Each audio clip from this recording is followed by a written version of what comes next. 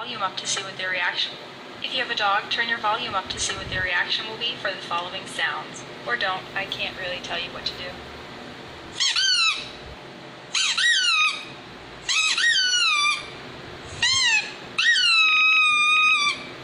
If you have a dog, turn your volume up to see what their reaction will be for the following sounds. Or don't, I can't Again, really again, tell you again. what to do.